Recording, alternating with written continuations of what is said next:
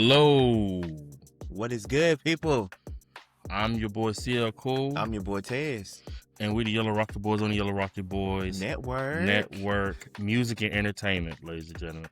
And this is episode 13 of Y'all Talking R&B. 1-3. We running, baby. We running.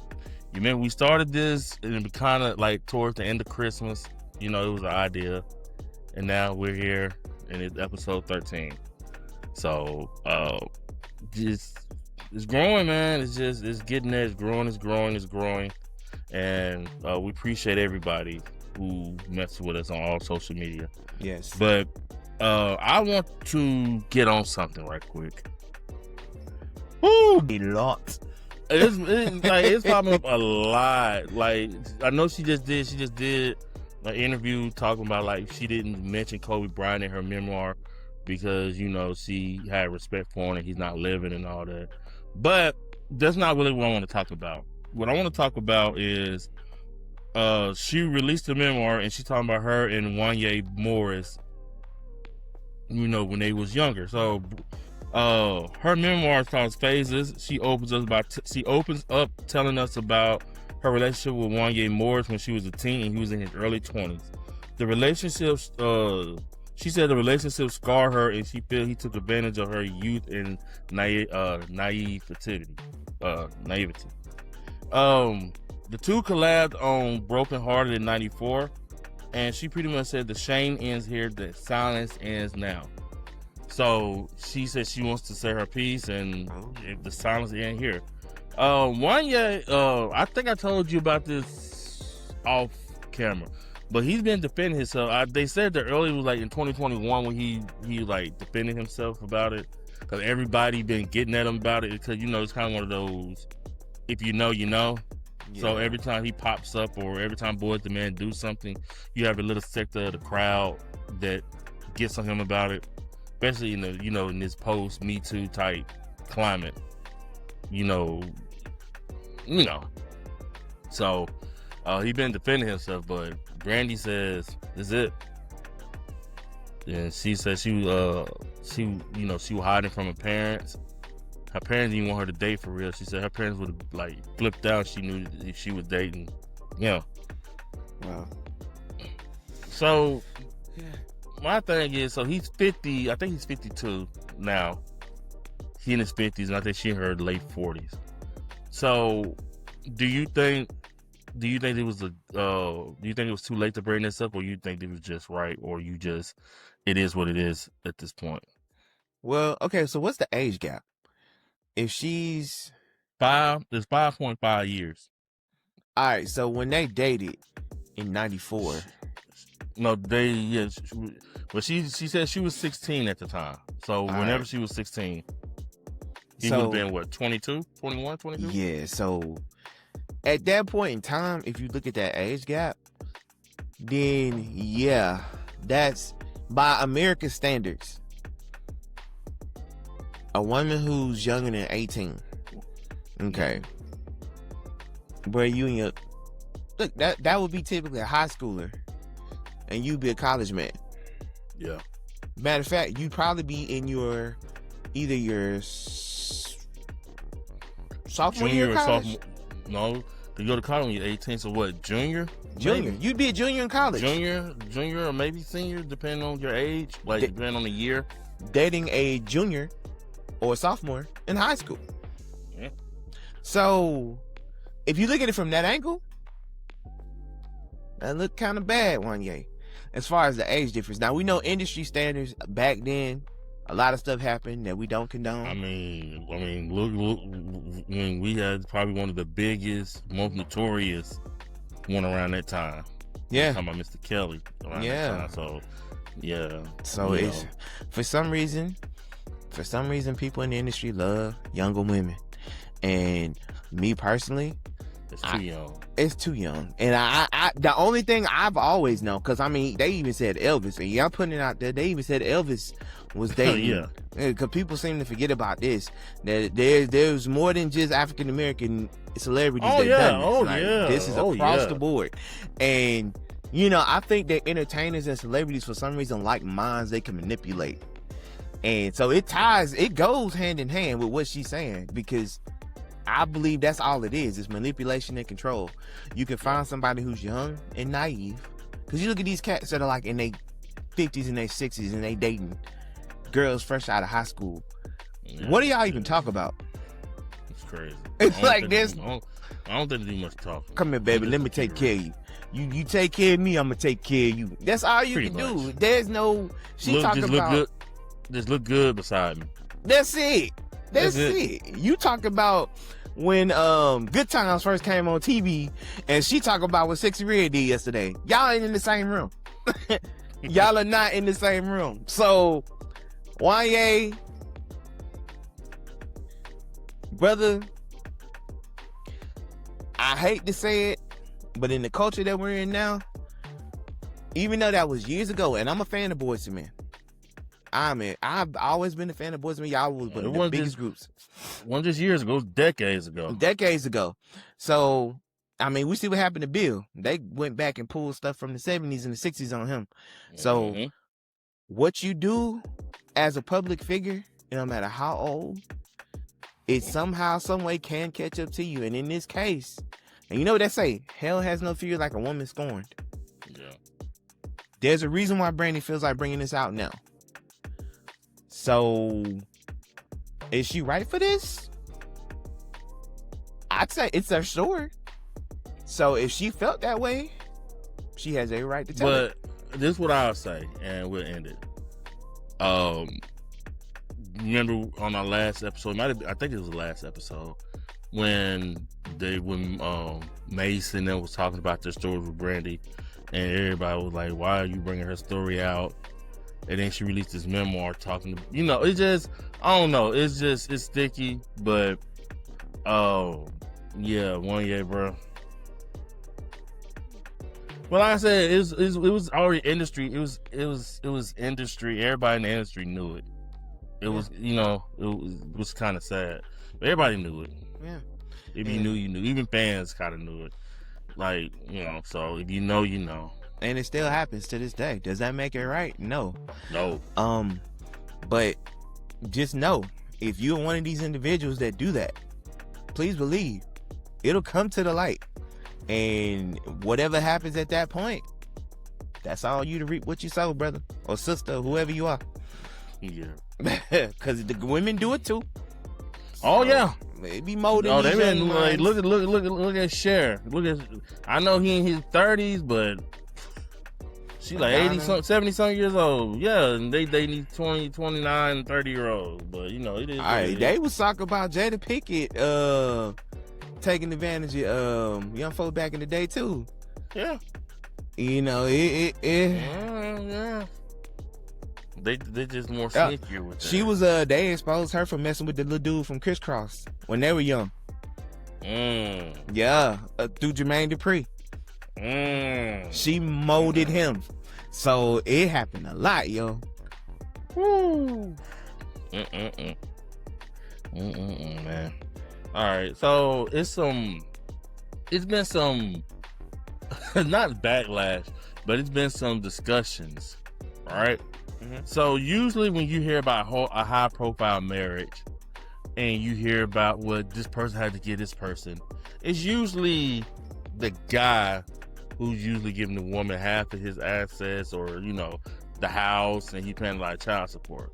Yeah. If you've been noticing I've been noticing, and a lot of people have been noticing the last probably 5 to 10 years, it's been a lot of women who had to be paying alimony and child support and giving up stuff, and you know what I'm saying? So it's been that type of, but this, Kandi Burruss, she was in Escape, right? Yeah. Singer from Escape, just had to go through a messy divorce. So Kandi Burruss and Todd Tucker, they settled their divorce in March of 2026, which was pretty much a month ago. They announced they settled 4 months after announcing their split. So this is what was settled. Kandi will pay Tucker a lump sum of $426,388.77. Just one big lump sum. Woo! So she kicked him out. She kicked him out the mansion. So he been staying in the guest house. So they said upon his release, he has 15 days to get out. Upon this agreement, so yeah, she'll pay him a lump sum of $426,388.77. They got joint legal and physical custody of their kids. She keeps 5 cars. She has to give him 4 cars. What?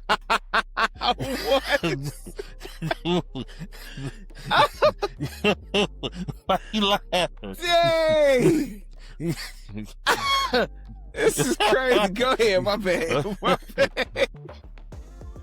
No child support, cause he agreed on a lump sum. No child support. He get to keep the restaurants, but she keeps the Atlanta Hawks season tickets. I ain't think about no season tickets at this point. She is apparently. She wants no season tickets. Good Lord! Wow. Yeah. So that's the end of it. So yeah, that's. Yo. Dang. You look, y'all. Divorce, when they say it's cheaper to keep her, it's cheaper to keep him too at this point. I was just about to say it's cheaper to keep him too. Yeah. Do that 9 cars though. God. He getting 4, he getting 5. Well, she getting 5, he getting 4. It's like, I don't know. It seemed like, and you know what? And I know people are going to have their opinions because it's always put on the man to lose in this perspective. But I think they truly do base it off of the sole breadwinner in the household. So, because Mary J had to pay. It's a lot of women. Cardi B about to have to pay Offset. Yeah. So it's a reason, like, people get on folks for only dating people in the industry, but there's a formula to that, because if you date somebody that's on your same tax bracket, if a divorce happens, it's not going to be so much on one side or the other. Y'all going to have to come to some type of agreement. When you date somebody who is not even close to your tax bracket and you're the breadwinner, the court is a lot of times going to rule in the other person's favor because they're taking the L. You're not really taking the L at that point. Britney Spears, Kevin Federline. You remember that? The star and the dancer. It was like, there wasn't even a question. So, it's okay to date, and they'll jokingly call them normies. It's okay to date normies. But the thing is, so I didn't know. So when they met, he was a producer on the Housewives show. So that he makes actually sense. he was a producer, so he was a producer for like Run's House. He was like working for MTV and E. Okay. And then once they started messing with each other on the Real Housewives, they made him quit the show because it was a conflict of interest. But like, he's like, right now she's worth $10 million, he's worth $4 million. So he's no slouch. No, you know what I'm saying? But he's no slouch, but she is, yeah. That's the thing. But honestly and truly, like, all jokes aside, what I would do in this situation, like, if we got cars and stuff together, that's one thing. If we got assets together, that's one thing. But I'm not going to make you pay me money if I have my own money. I'm not going to make you pay me money. Like, if you kicking me out the house and you all I got, yeah, I need some help to get on my feet. But if I got my own bread and we gonna split up that bad, my victory is leaving. Yeah. That's because there's some marriages that get so ugly. I probably want them season tickets. You want some season tickets? I need those. Dude, I need those.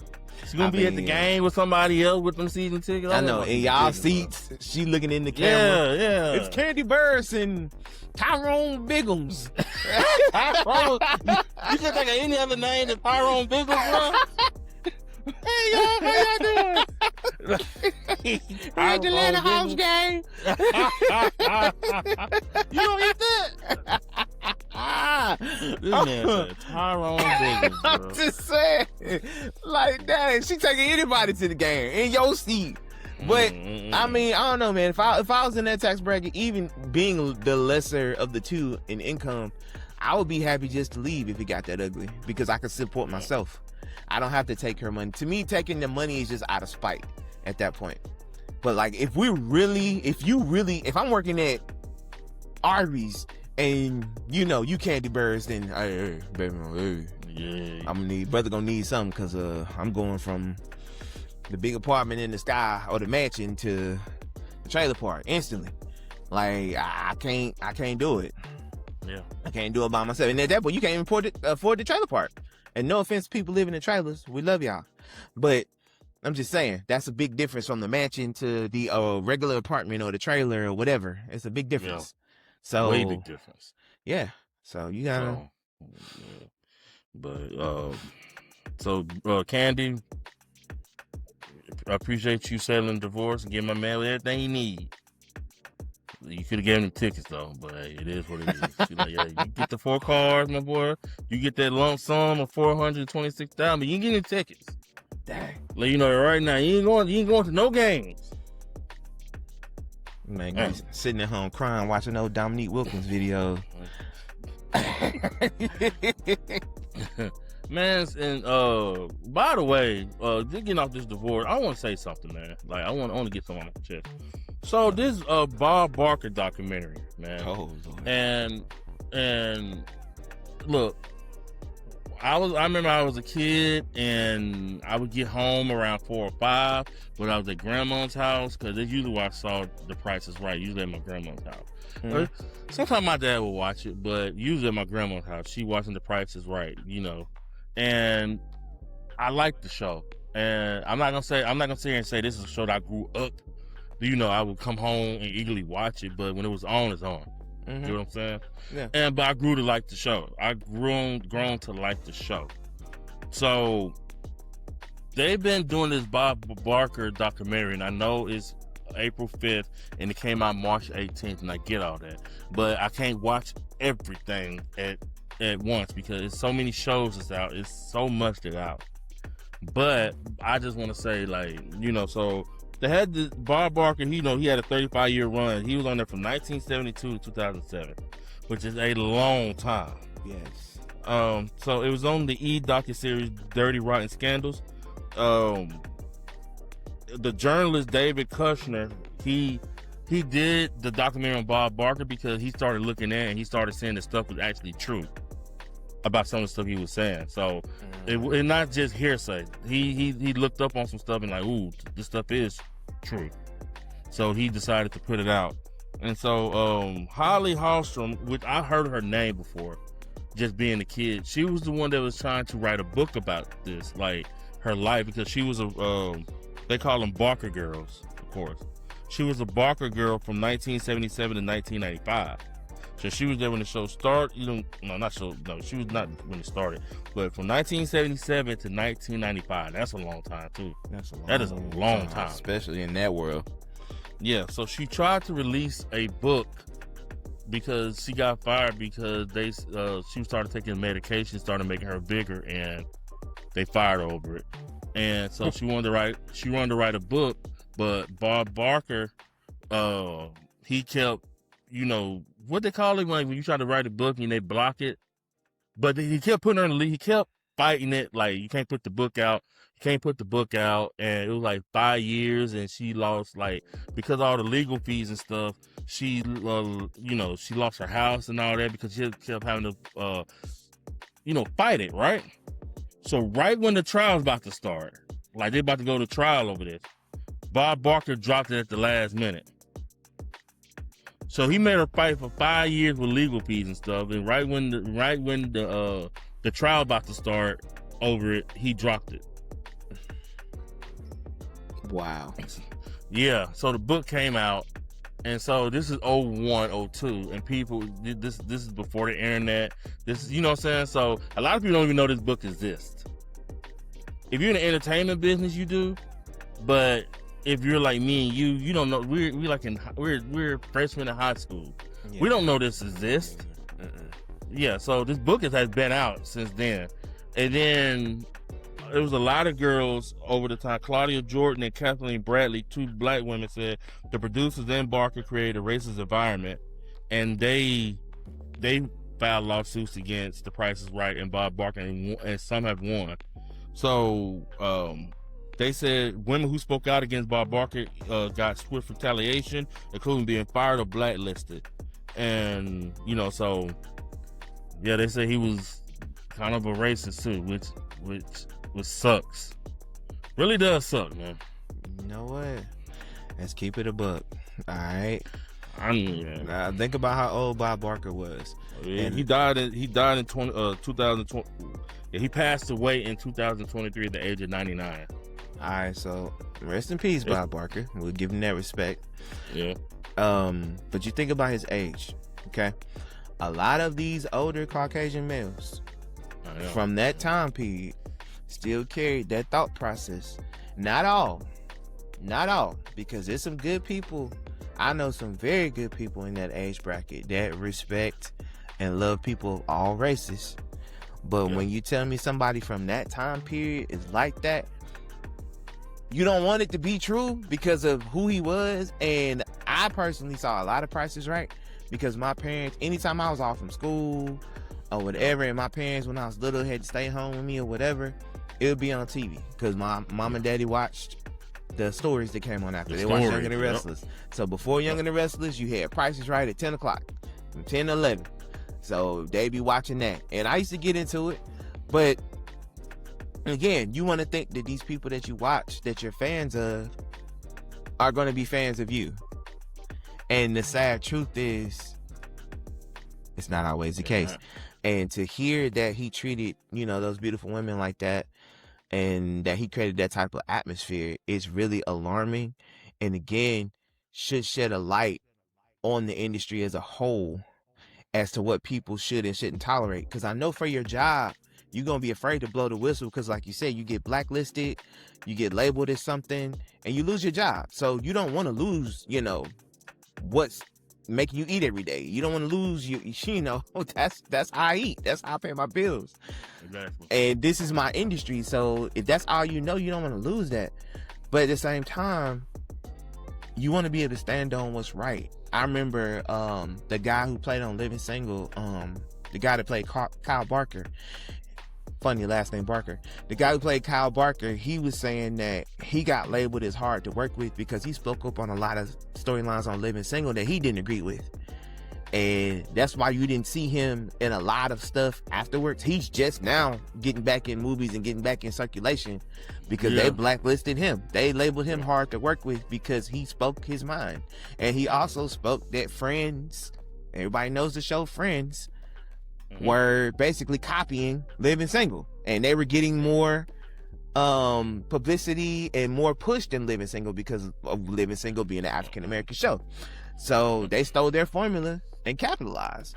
So he spoke up about the racist storylines on there and different things that he thought that they should be doing to portray black people in a better light, and he blacklisted. So I get it. It just sucks that it's, you know, another one. It's just like when I watched the Tyra Banks documentary too. And I had a crush on Tyra. That was my girl. She had the forehead and everything, but that was my girl. Love me some Tyra Banks. But now she get mad. Ooh. Yeah. Now I find out she crazy. Like, she was crazy. Couldn't believe the stuff I was hearing about Tyra Banks on that documentary, man. I just couldn't believe it. It's just crazy, man. So it's just, I don't know. It's like what's that saying? The older you get, the more disappointed you are with a lot of stuff. And I think that's true. Yeah, I mean, the older you get, the more disappointed you're gonna be with a lot of stuff. Because you realize everything's not all sunshine and roses. It's like as a kid, everything is fun. Everything is games. Yep. We just want to play. We just want to have fun. You go to school, come home, play the game, play with your friends, color, whatever you do, play with your toys, and you happy. And then you realize that the people that you're watching growing up, I mean, even the Power Rangers, remember how it came out, how they were getting done on the show? And that was everybody's favorite show. And they walk around here eating breadcrumbs when they should be making millions. And they was all getting played in their contracts. The biggest superheroes of the 90s. So you just never know what's going on behind the scenes, man. It looked good. It looked nice. When they say smoke and mirrors, they mean smoke and mirrors. You ain't lying about it. Because on the other side of that, you don't know what's going on. Yeah. Oh, man. So, man, you got some releases for us, sir. I do. All right. So we don't have a lot this week. You know, normally we hit y'all with about 10. Not a lot going on this week, shockingly. We got India Shine that coming out with a new EP.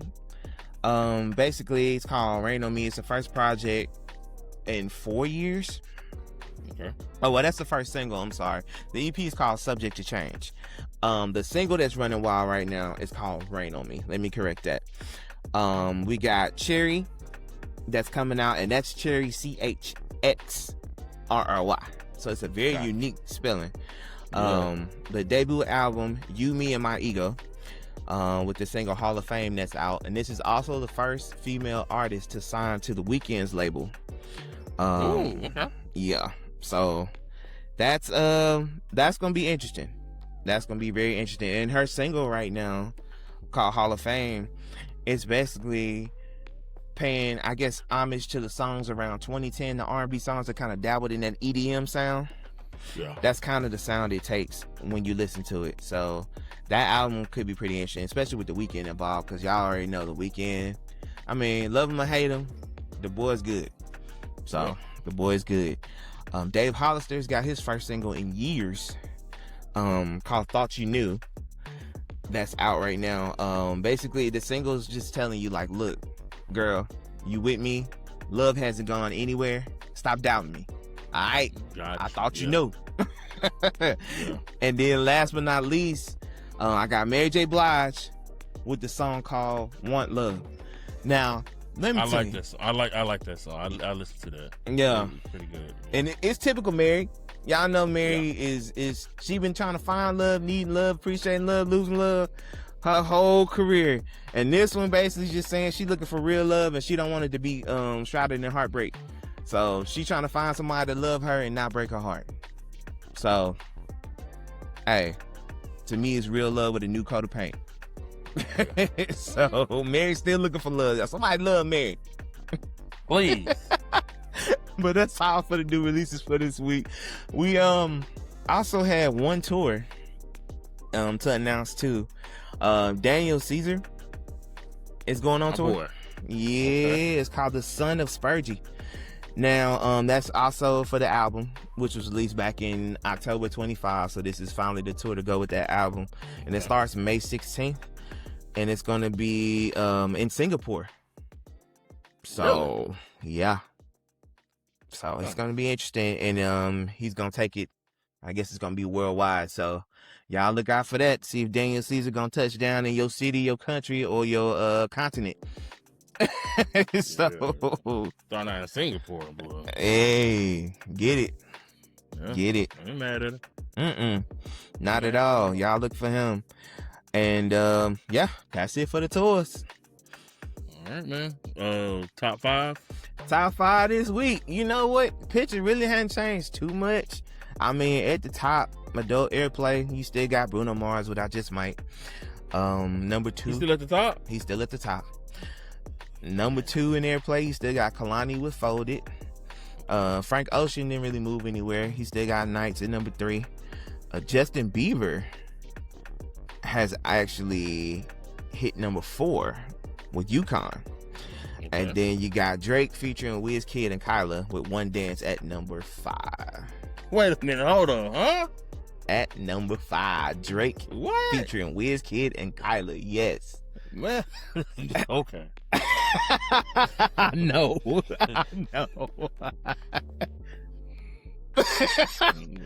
R&B, baby. That One Dance is a good record, though. I love One Dance. Man, but anywho, my boy, we have been doing this engagement question of the week for probably a month now, and this is probably my favorite segment of the show. I love having this question go out on all our platforms and just seeing engagement, and you know. So, what's it this week, man? What's going on with it? All right, y'all know we keep it centered in the music, right? Let's do it. So, what is the first R&B song that you sang to impress Your crush. Dude, you know what? I'm not even gonna lie. I can't remember the first one, but I can remember the one that I sang a lot to girls. What? And it was crazy because the song that I like is, it's a duet song, but it's 3 people in it. You remember the Isley Brother Busted with R. Kelly? Yeah. Yeah. You used to say I love Busted? that song. Yeah. Cause the girl would know it, like she was saying the girl part, and I was saying, hey, yeah. So it was like, busted. It's 2:00 in the morning. Where you been? She was saying her part. Okay. You a lie. I called Tisha's house and they were both at home, but I didn't say them though. We're the only friends I know. Yeah. Yeah. That's what I'm saying. You used to get them involved with it too. But Okay. but the girls love that. They're like, oh, you know the song? Like, yeah. Yeah. You saying the duet part. You know what I'm saying? So you got to know this stuff. That's smart. Yeah. That's smart. Yep. That's smart. I'm trying to remember mine. I would have to say, because there's so many, but just like being a kid, and this is like back in early grade school, kindergarten, 1st and 2nd grade. You remember that song Aisha? It was Aisha, you are the girl I never had. Okay, yeah. Really? Yeah. I remember like putting girls. It was by Another Bad Creation. I remember putting girls' names in it and making it go. It came out. Let's see, 1991. 1991. But at that point. 91. See, I'm born in 86. I was like, what? 6? 6? Yeah. No business saying that. But I mean, the first that I can remember, like actually singing on the playground or whatever, just having fun with. Now, when I was singing my R&B, song and doing I was like going into middle. Well, I was in middle school, going into high school. Okay. You know what I'm saying? Because I was I didn't but that was cause you said the first song I was singing to girls. Yeah. That was the first song. I was going to 9th grade, and that was my song. Now, when I got in high school, the song that I would use, that me and my homeboys used to sing on the not recess, but at PE, when we have free time, get the cheerleaders around. That Mario hit every time. Every time. Hit every time. Okay. If you knew some Mario or some Lloyd or some Neo, and that was senior year at that point. But if you could do any of that or sing something, I was on that done that too. Yeah, I was on too. They done that Jones. Hey, some Where I Want to Be. Yeah, I'm telling you, some music, soul child. If you can sing anything along those lines, I couldn't sing. I would try, but you know what I'm saying. I was close enough. I used to make them laugh. I was a class clown, so I was just making them laugh anyway. So is anybody shocked by that? Anybody? You know what I'm saying? Class clown. Hey, I can't wait to hear the responses for this one. What's y'all males, females out there, anybody in between? What do y'all remember as your first song that you sang? Or even if you didn't sing it, what's the first song you used to impress your crush? But I prefer the one you sang, because we all try to sing. So which one did you sing to just try to make that person just melt? They finna be mine when I hit this note. Yeah. Before we take it home though, I do gotta share the spotlight on one thing. What up? One thing. And this is a comment, staying in that same vein. This is a comment that was made by a famous comedian in a podcast this week. Miss Leslie Jones. All right. Now, Miss Jones, I've always found this hilarious. I remember watching her back on Comic View back in the day. I remember her always having that same strong energy. Nothing about Leslie has ever screamed feminine to me. Let me just put that out there. Nothing has screamed feminine. It always screamed. She's always aggressive. She's always strong. Even in her comedy, she's always her energy is strong. Okay. Like, she be that one that probably wrestle you to the bedroom. Like, come on, hey, calm down now. Like, that's the image that she puts off. She made a comment on a podcast. She was asked about marriage. Okay? Mm-hmm. She says that marriage is legalized slavery. Okay? That's what a marriage contract means to her. She says she will never get married. And she says to any women that are thinking about getting married, she says, don't do it. And if you're trying to be a traditional wife, that they might as well bring out the whip with it. Ooh. Now, of course, that sparked beautiful responses from a lot of people. I want to hear what y'all think. But me personally, being married, which I know somebody gonna say something, my ring is currently getting replaced, so leave me alone. They probably gonna be like, where your ring at? But me being married, I would have to say that's the furthest thing from the truth. It's who you rock with. It's who you relate. It's just like somebody saying that a certain type of man or a certain type of woman is trash or garbage or mean or evil or whatnot. It's who you go for. Yep. Okay? Marriage can be beautiful. We've seen generations before us successfully do it. Time and time again, married 50, 60 years. You know, it can be done. It's that type of ideology that people take on that's destroying the modern relationship and the chances of marriage, because that you want it to be something that it's not. Okay? Now, keep in mind, you're not going to be compatible with everybody you come across. I had to learn that, because everybody's not the one. You may have fun. You may have good conversation. That don't mean they are the one.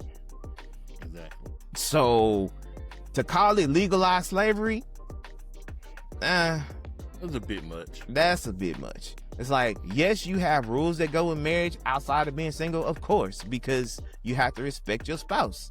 And there's things that you do to honor your spouse, whether you're in their presence or not. But to encourage people to not get married and all that, chill out, Les. Because once upon a time in your comedy, you was pleading for some love, pleading for some relationships. And there's always some truth to every joke somewhere in there. So maybe you couldn't find what you was looking for and you just decided, you know what, I'm done with it, so everybody else should be done with it too. Nah, baby. Nah. I'm sorry you couldn't find your love. Maybe you'll change your mind later. But ladies and gentlemen, I'm here to tell you, marriage is beautiful with the right person. Okay? If you want to get married, you do it. Y'all listen to him, all right? But and go for you too, CL. Hey, man. I'm thugging it. But this is it, ladies and gentlemen. This is the end of the episode 13. Everybody say 13 is unlucky, but this lucky right now. Mm-hmm. So lucky 13, you know what I'm saying? Y'all talking R&B. We appreciate the love. We appreciate everybody who tunes in, everybody who puts a like or whatever. We appreciate it. Anybody who gives us feedback, we appreciate it, and we love y'all immensely. Wholeheartedly. We thank y'all, man. From the heart, man. From the heart. All right, man. So catch us next time for episode 14. All right. It's your boy CL Cool. It's your boy Tezz. And we are out. Much love. Peace.